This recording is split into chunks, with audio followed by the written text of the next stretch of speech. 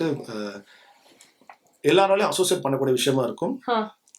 இதுக்கு பின்னாடி வந்துட்டு நமக்கு தெரிஞ்ச ஒரு ஒரு அரசியல் தான் களம். நான் ரொம்ப இன்னும் டீட்டெயிலாக இவ்வளோ எல்லாருக்குள்ளேயும் ஒரு ஏமா இருக்கான்ற மாதிரி இல்லை, நிச்சயமா கிடையாது அந்த மாதிரி கிடையாது.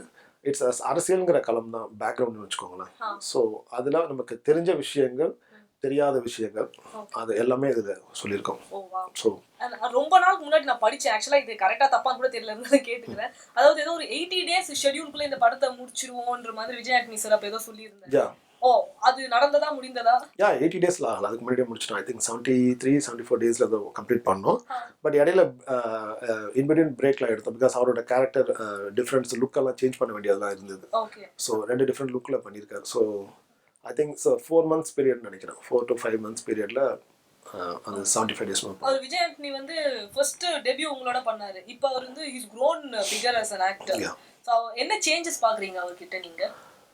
ஆஸ் ஆக்டராக வந்துட்டு நிறையா வந்துட்டு டிஃப்ரென்ஸ் இருக்குது அவர்கிட்ட. நான் ஃபர்ஸ்ட் ஃபிலிம் பார்க்கும்போது ரொம்ப ரொம்ப க்ளோஸ்டாக இருப்பார். ஸோ எது சொன்னாலும் வந்துட்டு ஒரு முறைச்சு பார்க்குற மாதிரி ரியாக்ஷன்ஸ். இல்லை, அப்படி கிடையாது. ஒரு ரொம்ப ஆஸ் அ பர்சனாக வந்துட்டு ரொம்ப எனக்கு வந்துட்டு 95லேருந்தே தெரியும்னு வச்சுக்கோங்களேன். காலேஜ் படிக்கும்போது தெரியும். ரொம்ப ஷையான ஒரு கேரக்டர், ரொம்ப கூச்சப்படுவார்னு வச்சுக்கோங்களேன். அந்த மாதிரி ஒரு கேரக்டர் ஆன் ஸ்க்ரீனில் வந்துட்டு நடிக்கும்போது, அதுவும் அந்த படத்தில் பார்த்தீங்கன்னா டவலோட நிற்பார். இந்த மாதிரிலாம் பண்ணும்போது வந்துட்டு அவர் நிறைய ஃபியர் இருந்தது. இதை வந்துட்டு இன்னொன்று மியூசிக் டைரக்டராக இருந்திருக்காரு. ஒரு க்ளோஸ்டு ரூம்குள்ளேயே உட்காந்துட்டு ஒர்க் பண்ணிட்டு இருந்த ஆள். சினிமாவில் தான் இருந்தால் கூட, பட் ஆஸ் ஆக்டராக வந்துட்டு நீங்கள் அங்கே நீங்கள் எனக்கு ஸ்பாட்டில் நிற்கிறீங்கன்னா ஃபஸ்ட்டு திங் உங்களோட அந்த கூச்சங்கீச்செல்லாம் தூக்கி போட்டு வரணும். அங்கே வந்துட்டு 100 பேர் நின்னா கூட வந்துட்டு யாருமே இல்லைங்கிற மாதிரி, நீங்கள் தனியாக இருந்தால் எப்படி இருப்பீங்களோ அந்த மாதிரி ரியாக்ட் பண்ணணும். அதெல்லாம் ரொம்ப கஷ்டமான விஷயம். பிகாஸ் அவர் வந்து இதுக்காக ட்ரெயின் பண்ணிட்டு அந்த மாதிரிலாம் பெருசாலாம் எக்ஸ்பீரியன்ஸ்லாம் இல்லைன்னு வச்சுக்கோங்களேன். அதனால நிறைய விஷயங்கள் இருந்தது. பட் ஒன் திங் வந்துட்டு ஆஸ் அ டைரக்டராக நான் என்ன சொல்லணும், அதை ஒபே பண்ணி அதுக்கான 100% எஃபர்ட் போடணும்னு மட்டும் ரொம்ப க்ளீனாக இருந்தால் எஃபர்ட் போட்டார். அதனால எனக்கு ரொம்ப ஈஸியாக இருந்தது. எந்த பாயிண்ட்லையும் நான் நானில் வந்துட்டு அவரை வச்சுட்டு கஷ்டப்படலாம் இல்லை. எந்த சீனுக்குமே சரி கஷ்டப்படவே இல்லை. உண்மை அதுதான். ஆனால் ஆஸ் அ ஃப்ரெண்டாக எனக்கு அவர் கேரக்டர் தெரியுங்கிறதுனால அவர் இதெல்லாம் வந்துட்டு கஷ்டப்படுவார்னு நான் நினச்சனோ அந்த விஷயங்கள் எல்லாமே ஆஸ் ஆக்டராக வந்துட்டு அந்த மாதிரி எந்த பிரச்சனையும் இல்லாமல் ஸ்மூத்தாக பார்த்துக்கிட்டாரு. பட் இப்போ யமனில் பார்க்கும்போது இடையில வந்துட்டு 4-5 ஃபிலிம்ஸ் பண்ணிட்டாரு. இப்போ வந்துட்டு ஒரு நல்ல ஒரு தேர்ந்த ஒரு நடிகன் ஆகிட்டார். அதுதான் ரொம்ப கம்ஃபர்ட்டாக இருக்காரு. ஈவன் அது இல்லை இல்லை இல்லை இல்லை நான் என்ன சொல்கிறேனோ அது மட்டும் பண்ணுவார். இப்படி பண்ணுங்க அப்படி பண்ணுங்க பாரு. இந்த இதில் வந்துட்டு அந்த மாதிரிலாம் இல்லை. நம்ம சொல்ல வேண்டியதில்லை. ஒன்ஸ் சீனை எக்ஸ்பிளைன் பண்ணிவிட்டு இதுதான் மூடு இதுதான் விஷயங்கிறப்ப வந்துட்டு அவரால் வந்துட்டு வேறு மாதிரியான ஒரு பர்செப்ஷனை கொடுக்க முடியுது. விச் இஸ் ரொம்ப ரொம்ப ஒரு அஸ் டேரக்டராக வந்துட்டு அது ரொம்ப முக்கியம்னு வச்சுக்கோங்களேன். நம்ம சொன்னது மட்டுமே ஆர்டிஸ்ட்லேருந்து வருதுங்கிறத விட அதை அடுத்த லெவலுக்கு லிஃப்ட் பண்ணணும். அதுதான் ஒரு ஆர்டிஸ்டோட ஜாப்னு வச்சுக்கோங்க. அந்த விஷயத்தில் வந்துட்டு நிறைய டிஃப்ரென்ஸ் இருக்குது. ரொம்ப நல்லா பெர்ஃபார்ம் பண்ணியிருக்காரு. அவருடைய மார்க்கெட்டும் இப்போ வந்து இன்னும் எக்ஸ்பேண்ட் ஆகிருக்கு. நாட் ஓன்லி தமிழ், தெலுங்குலயும் வந்துட்டு ஹியூஜ் மார்க்கெட் இது பண்ணியிருக்காரு. அதனால ஷூட்டிங் ஸ்பாட்ல எக்ஸ்ட்ரா ஆப்பிள் ஜூஸ், எக்ஸ்ட்ரா சாத்துக்குடி ஜூஸ்லாம் எதை கேட்குறாரு? கிடையவே கிடையாது. அதெல்லாம் வந்துட்டு நாட் அட் ஆல். ரொம்ப சிம்பிளான ஆஸ் அ பர்சனாக ரொம்ப சிம்பிளான ஒரு கேரக்டர். ஸோ பாட்டு வந்துட்டு குலை சுற்றிட்டு உட்காந்துருப்பாரு. பாட்டு இங்கே உட்காரு, எங்கே போவானா இங்கே உட்காருங்க பாட்டு உட்காந்துருப்பாரு. இத்தனை மணிக்கு இருக்கணும்னா அத்தனை மணிக்கு வந்துடுவார். ஸோ கேரவான்லேயே போய் உட்காந்துக்கிறது அதெல்லாம் இல்லை. கிடையவே கிடையாது. ஜஸ்ட் காஸ்டியூம் சேஞ்ச் பண்ண போவார். மற்றபடி ஏதாவது அங்கே ஷார்ட்டுக்கு அவசியம் இல்லாத பட்சத்தில் நீங்கள் போய் உட்காருங்க, டைம் ஆகும், 1/2 hour ஆகும், 15 minutes ஆகும்னா போய் நான் கேரவனில் கட்டுமா ஷர்ட்னு கேட்டு தான் போவேன். மற்றபடி வந்துட்டு அட்லீஸ்ட் என்னோட ஷூட்டிங் ஸ்பாட்டில் அந்த மாதிரியான ஒரு டிஃப்ரென்ஸ் பார்க்கவே இல்லை. அந்த டைமில் நானில் எப்படி பார்த்தனோ இந்த சேம் பர்சன் இன்னும் பெட்டராக வந்துட்டு தயாராகி வந்திருக்காரு. விஜய் ஆண்டனி சார் சொல்லியிருந்தாரு, இதுக்காக நிறைய நான் சாப்பிட்றேன், வெயிட் எக்ஸ்ட்ரா போடுறேன் அப்படின்னு. Is that true? இந்த இதுக்காக ரோல்க்கு எக்ஸ்ட்ரா வெயிட்லாம் இல்ல. இடையில வந்து நான் ஃபிலிம் ஆரம்பிக்கிற ஸ்டேஜ்ல வந்துட்டு ரொம்ப தின்னா இருந்தார்.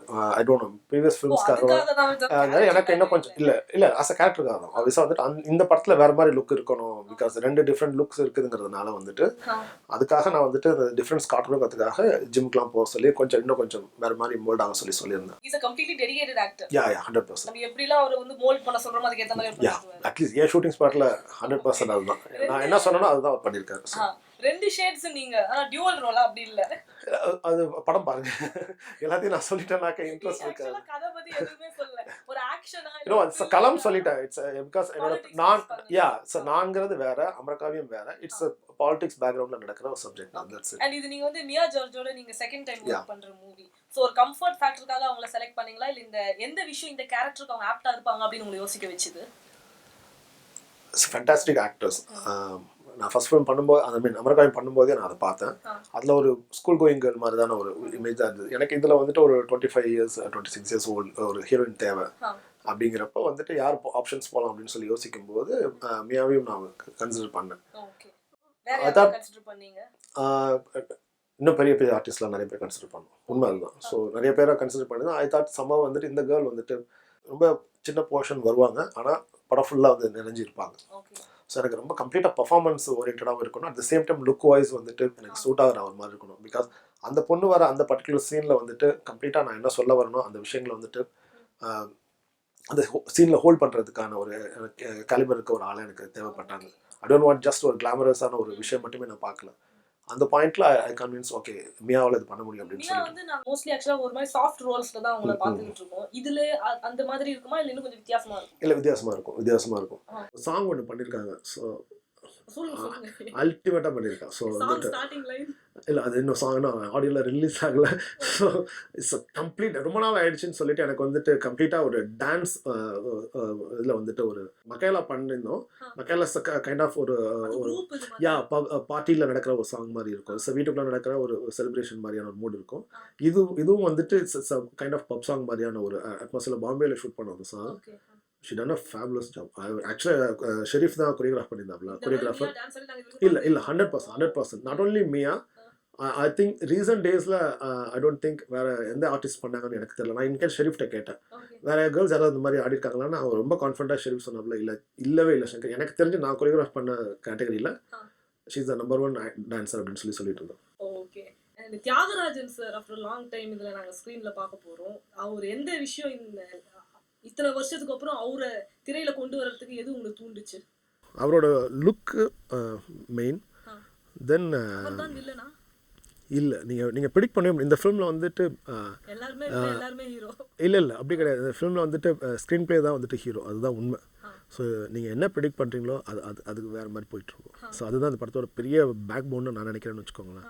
நான் சொன்னேன்னா ஜஸ்ட் ஒரு நேம்ஸுக்காக நான் சொல்கிற மாதிரி தான் இருக்கும். நீங்கள் ஃபிலிம் பார்த்தீங்கன்னாக்கா ஏன் தியாகராஜன் சார் இந்த படத்தில் நான் சூஸ் பண்ணேன், அவர் ஏன் பண்ணார் அப்படிங்கிறது இன்னும் பெட்டராக கன்வே ஆகும். நீங்கள் படம் பார்க்குற வரைக்கும் கொஞ்சம் வெயிட் பண்ணால் ரொம்ப சாலிடான ரோல் பண்ணியிருக்கேன். சஸ்பென்ஸ் இல்லை ஸ்மால் திங்ஸ் தான் வந்துட்டு உங்களுக்கு அந்த எக்ஸைட்மெண்ட் கொடுக்கும். அவர் தியாகராஜன் சார் இருக்காருன்னு தெரிஞ்சிருச்சு. சரி நான் அதான் சொல்ல வரேன், இது மாதிரி கேள்வி கேட்டு எல்லாத்துக்கும் நான் பதில் சொல்லிட்டு அவரே வந்து ஒரு his a very senior artist, established director. So ஒரு டேரக்டரா நீங்கள் அவரை இயக்கும் போது எப்படி இருந்தது? ரொம்ப ஈஸியாக இருந்தது. ரொம்ப உண்மையிலே சொல்கிறேன். அவர் வந்துட்டு நான் இப்போ விஜயாண்டன் பற்றி சொல்லிட்டு இருந்தால அந்த மாதிரி வந்துட்டு ரொம்ப சிம்பிளான ஒரு பர்சன், ஒரு ஃபென்டாஸ்டிக் ஆக்டர்னு வச்சுக்கோங்களேன். மேபி அவர் டைரக்ட் பண்ணியிருக்காரு, ப்ரொடியூஸ் பண்ணியிருக்காரு அப்படிங்கிறதுனால என்னன்னு தெரில. ஈவன் ரொம்ப சின்ன விஷயங்கள் சொல்கிறேன். ஷூட்டிங் ஸ்பாட்டில் வந்துட்டு லஞ்ச் டின்னர் ஐ மீன் இந்த டைம்லாம் நான் இன்கேஸ் 1 o'clock 1:30 இந்த மாதிரி நான் பிரேக் விடாமல் கொஞ்சம் எக்ஸ்டெண்ட் பண்ணுறேன் அப்படின்னா எங்கள் 2 minutes நான் அப்படியே சாப்பிட்றேன் அப்படின்னு சொல்லிட்டு நான் இங்கே ஷூட் பண்ணிட்டு இருக்கேன்னா பக்கத்துலேயே என்ன இடம் இருக்குதோ அங்கே உட்காந்து இட்ஸ் நாட் 1 or 2 times நிறைய டைம் டின்னராக இருக்கட்டும். ஸோ அவர் ஒரு சீனியர் ஆர்டிஸ்ட் எனக்கு நிறைய ஃபிலிம்ஸ்லாம் பண்ணிட்டார், ஒரு ஏஜ்டான ஒரு பர்சன் வேறு. ஸோ அந்த எந்த ஒரு இதுவும் கிடையாது. யூஸ்வலாக என்ன பண்ணுவாங்கன்னா கேரவன் போயிட்டு ஒரு 1/2 hour 45 minutes கழிச்சு வருவாங்க. ஸோ ஆப்வியஸாக நான் ஃபோர்ஸ்டாக வந்துட்டு நான் பிரேக் விட்டே ஆகணுங்கிற ஒரு கட்டாயம் வந்துடுவோம். பட் அந்த மாதிரி வந்து நான் எதிர்பார்த்தேன் அதெல்லாம். ஏன்னா அவர் ரொம்ப கராராக இருப்பார்லாம் என்று சொல்லியிருந்தாங்க. இன்ஃபேக்ட் நான் அங்கே கம்ப்ளீட்டாக வேறு ஒரு பர்சன் பார்த்தேன். என்ன சொல்லணும், ஈவன் சிங்கிள் டேக் கிடையாது, 10 டேக் 15 டேக் எத்தனை டேக் பண்ணாலும் சலிக்காமல். பிகாஸ் அதுதான் அவங்க ஜாப், ஆர்டிஸ்டோட ஜாப். பட் ஸ்டில் எத்தனை பேர் வந்துட்டு அது வந்துட்டு ஓகே ஃபைன் டேரக்டர் இன்னும் சாட்டிஸ்ஃபேக்ஷன் ஆகலை, வேறு மாதிரி ஏதாவது பண்ணணும்னு சொல்லிட்டு அண்டர்ஸ்டாண்ட் பண்ணிட்டு பண்ணுற ஆட்கள் எல்லோரும் பண்ணுவாங்களான்னா கிடையாது. இது போதுங்கிற ஆட்கள்லாம் இருக்கிறாங்க ஆர்டிஸ்ட் சைடில். ஸோ அந்த மாதிரிலாம் எதுவுமே கிடையாது. இது வந்துட்டு நான் ரொம்ப ஆணவத்தில் சொல்லலை. பட் அஸ் அ டேரக்டராக நான் அங்கே இருக்கிறேனாக்கா ஈவன் தோ அவங்க அந்த மாதிரி மென்டாலிட்டியில் இருந்தாலும் அவங்கள கன்வின்ஸ் பண்ணி அவங்ககிட்டேருந்து பெட்டர் அவுட்புட் நான் என்ன மாதிரி நினச்சோனோ அது அவுட்புட் வாங்க வேண்டியது என்னோட ஜாப் அது. ஸோ அதனால் அதுக்கெல்லாம் ப்ரிப்பேர் ஆகி தான் நான் ஸ்பாட்டுக்கு போவேன். சம்டைம்ஸ் ஈஸியாக நடக்கும், சம்டைம்ஸ் கொஞ்சம் அப்படியே அவங்க அப்செட் ஆகிறாங்கலாம் தெரியும். நான் அதுக்கு போய் இம்பார்ட்டன்ஸ் கொடுக்குறத விட ஏன்னா எண்ட் ஆஃப் த டே நாளைக்கு படம் பார்க்கும்போது வந்துட்டு இதை நான் சந்தோஷமாக ஷூட் பண்ணாமா அப்செட்டாகி ஷூட் பண்ணாமாங்கிறதுலாம் யாருக்குமே அவசியம் இல்லை. சொன்ன விஷயம் ஒழுங்காக இருக்கா இல்லையா அது மட்டும் தான் ஆடியன்ஸ்க்கு தேவை. ஸோ அதுதான் என் மைண்டில் இருக்கும். ஆஸ் அ டைரக்டர் அவர் உங்களுக்கு ஏதாவது சஜஷன் அந்த மாதிரிலாம் கொடுத்தாரா நடுவில்? இல்லை எதுவும் அவர் இன்டர்ஃபியர் பண்ணவே இல்லை. கம்ப்ளீட்டாக அவர் வந்துட்டு டேரக்டரோட ஆக்டர். அங்கே வந்துட்டு நீங்கள் என்ன சொல்கிறீங்களோ அதை மைண்டில் வாங்கிட்டு ஏன்னா கதை கேட்டப்பே வந்துட்டு அவர் சூப்பர் இம்ப்ரெஸ் ஆகிட்டார். பிஃபோர் படம் பண்ணுறதுக்கு முன்னாடி நான் நரேஷன் கொடுக்கும்போது அவர் எப்படி இந்த கதை பண்ணீங்க அப்படின்னு தான் ஃபர்ஸ்ட் கொஸ்டின் கேட்டார். ஸோ சந்தோஷமாக இருந்தது. ஓகே, ஏன்னா பிகாஸ் இந்த same question Vijay Antony first narration கொடுக்கும் விஜயாண்டனி கேட்டார். தென் இந்த மியா ஜார்ஜ் எப்படி சார் அந்த படம் பண்ணீங்க அப்படின்னு. ஆனால் மியாட்ட வந்துட்டு நான் ஃபோனில் தான் ஃபோன் தான் 3 hours நரேஷன் கொடுத்தேன். தென் தியாகராஜன் சார்ட்ட சொல்லும்போதும் இந்த சேம் ரியாக்ஷன் வந்தது. இந்த ஸ்கிரிப்டை எப்படி பண்ணீங்க, எவ்வளோ டைம் எடுத்துக்கிட்டீங்கன்னு தான் கேட்டாங்க. ஸோ அந்த கொஸ்டின் அவரும் கேட்டார். ஸோ அங்கேயே எனக்கு okay, it's took 14 months. Okay, more then after after அமரகாவியம் 14 months ஆச்சு.